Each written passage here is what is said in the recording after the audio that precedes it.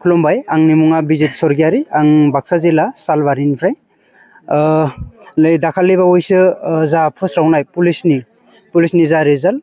बेवहाय आंबो सासे एनडिएफबि हिसाबै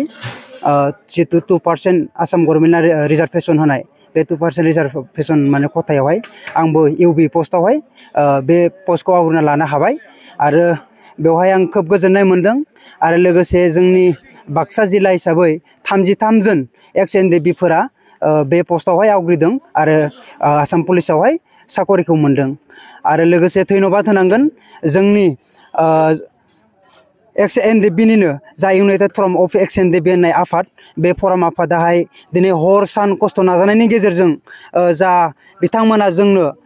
2% रिजार्भेसननि जा खथा बेखौ लाबोना होनायावहाय जों उथ्रिसारनो हादों बेनि थाखाय बिथांमोनखौ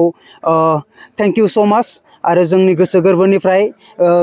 बिथांमोनखौ जों धन्यबाद जासियो आरो उननि फैबाय थानाय समफोरावबो जेन जाय बिथांमोनाहाय मोनबावनो थानाय बिथांमोननि थाखाय आरोबाव खामानिखौ मावफुंनानै होयो आरो गभर्नमेन्ट अफ आसामजों बिथांमोना सावरायनायनि गेजेरजों आरोबाव बिथांमोना 2%नि अनगायै आरो जेसेबां हायो एसेबांसिम बिथांमोना